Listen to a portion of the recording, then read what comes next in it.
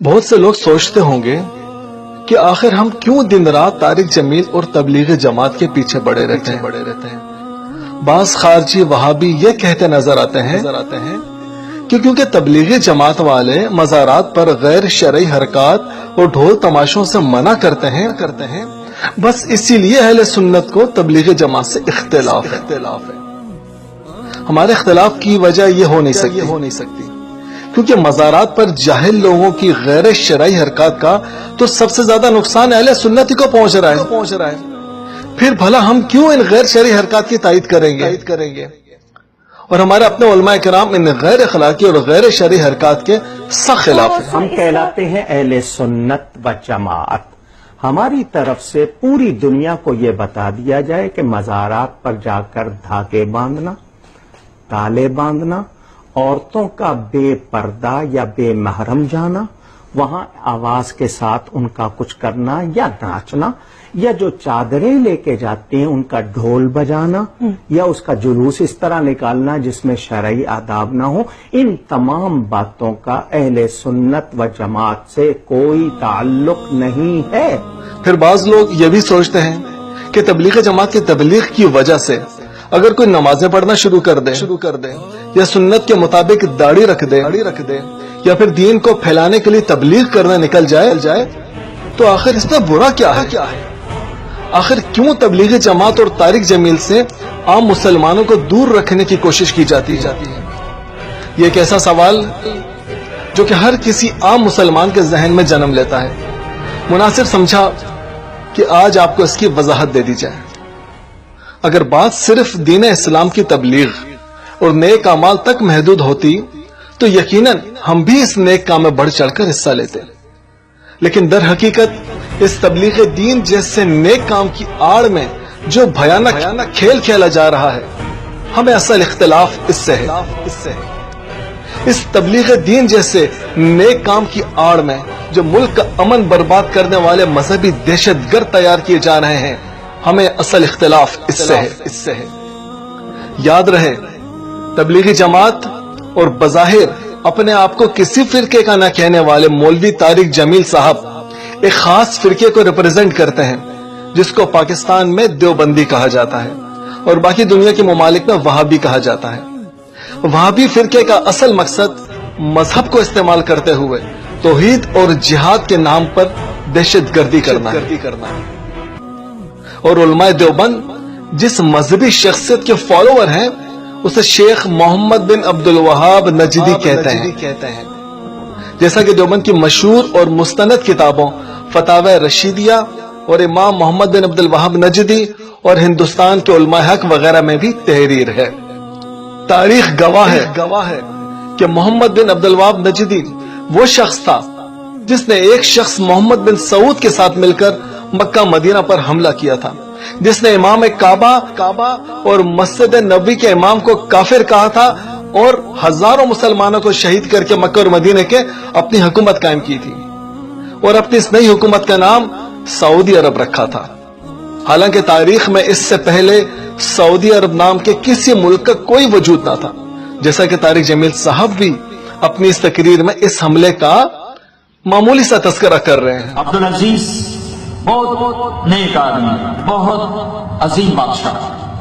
اس نے 1902 میں ریاض کو فتح کیا اور ایک چھوٹا سا ماڈل قائم کیا، اور 1924 میں اس نے مکہ فتح کیا اور 1925 میں مدینہ فتح کیا اور 1936 میں سارا عرب فتح کر کے اس کا نام رکھا المملکۃ العربیہ السعودیہ۔ جی، اب آپ یہ طارق جمیل صاحب سے ہی پوچھ لیجئے کہ آخر محمد بن عبد الوہاب نجدی کو 1400 سال کے بعد دوبارہ مکہ کیوں فتح کرنا پڑا؟ محمد بن سعود کے ساتھ مل کر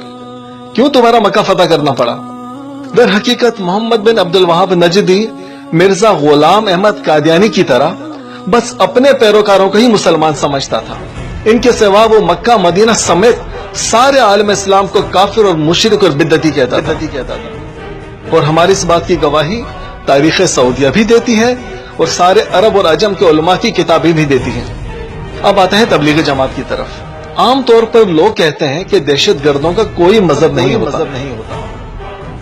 یہ کہا جاتا ہے، لیکن ایسا نہیں ہے، ایسا نہیں ہے۔ مذہبی دہشت گردوں کا ایک خاص مذہب ہوتا ہے۔ جی ہاں، مذہبی دہشت گردی کی تاریخ گواہ ہے کہ جب بھی اور جو بھی مذہبی دہشت گردی میں ملوث پایا گیا، اس کا تعلق دیوبند فرقے اور تبلیغی جماعت سے ہی نکلا۔ اور یہ صرف ہمارا ہی دعویٰ نہیں ہے، بلکہ پاکستان کی سیکورٹی ایجنسیز نے بھی یہی رپورٹ دی ہے۔ پاکستان میں جی ایچ کیو اور مہران بیس حملے میں جو بھی فوجی اہلکار ملوث پائے گئے، وہ سب کے سب تبلیغی جماعت میں وقت لگا چکے تھے۔ ابھی چند دن پہلے کی خبر بھی ملاحظہ کریں اور آپ خود جتنی بھی دہشت گرد تنظیمیں ہیں سب کا جائزہ لیں، چاہے وہ سپاہ صحابہ ہو یا لشکر جنگی، جیش محمد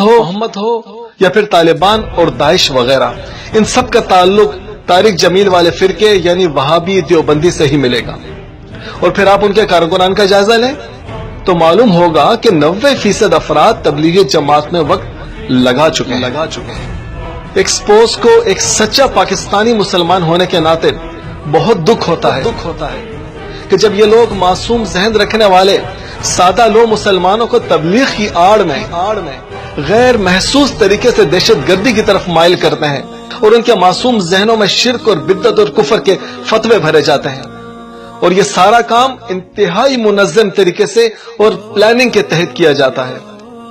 جیسا کہ نئے لوگوں کو متاثر کرنے کے لیے طارق جمیل، جنید جمشید، سعید انور، عامر خان، نرگس، وینا ملک اور ایسے ہی دوسرے شوبز کے لوگوں کو استعمال کیا جاتا ہے،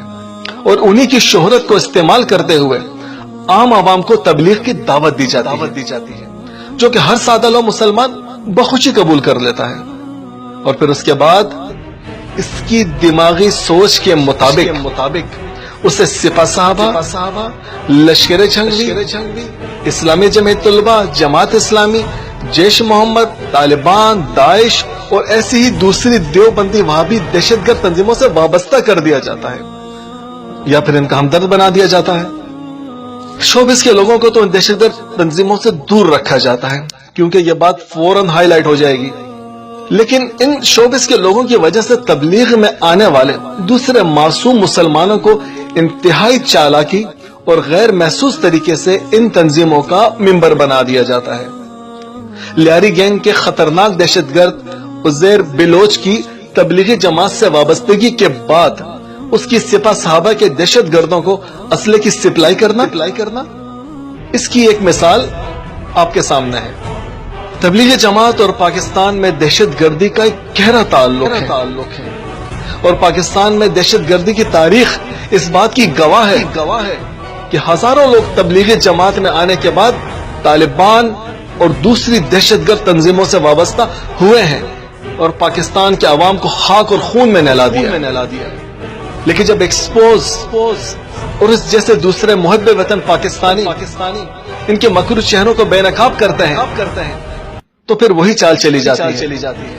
اور طارق جمیل اور جنید جمشید جیسوں کو سامنے لا کر کہا جاتا ہے،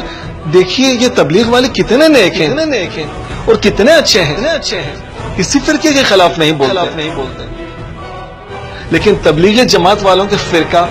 دیوبند والوں کے اب جمعے کے خطبات سن کر دیکھ لیں یا کبھی ان کے ساتھ بحث کر کے دیکھ لیں، آپ کو اندازہ ہو جائے گا کہ یہ واقعی اتنے بھولے اور معصوم ہیں جتنے کے نظر آتے ہیں، یا پس سے پردہ کہانی کچھ اور ہے۔ طارق جمیل کی ہنسی مذاق اور اداکاری کو استعمال کر کے تبلیغی جماعت کو مضبوط کیا جاتا ہے، اور تبلیغی جماعت کو افرادی قوت فراہم کی جاتی ہے، اور تبلیغی جماعت دہشت گردوں کو نظریاتی طور پر مضبوط کرتی ہے۔ یہ سب کچھ دیکھ کر ہم کیسے چپ رہ سکتے ہیں؟ لہذا ہم سادہ لو مسلمانوں کو اس بھیانک کھیل کا حصہ بننے سے روکنا چاہتے ہیں۔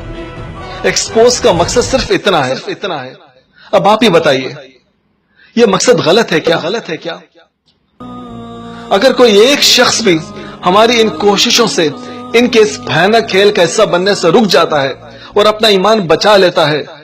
تو ہی ہمارا مقصد اور یہی ہماری کامیابی ہے۔ تبلیغی جماعت کا اس وقت کا سب سے بڑا ہتھیار جس سے سادہ لو مسلمانوں کو متاثر کیا جا رہا ہے وہ طارق جمیل ہے۔ اس لیے ضروری ہے کہ تبلیغی جماعت اور طارق جمیل کے اس کھیل کو ایکسپوز کیا جائے. عام مسلمان جو کہ طارق جمیل کی اس اداکاری اور جذباتی تقاریر سے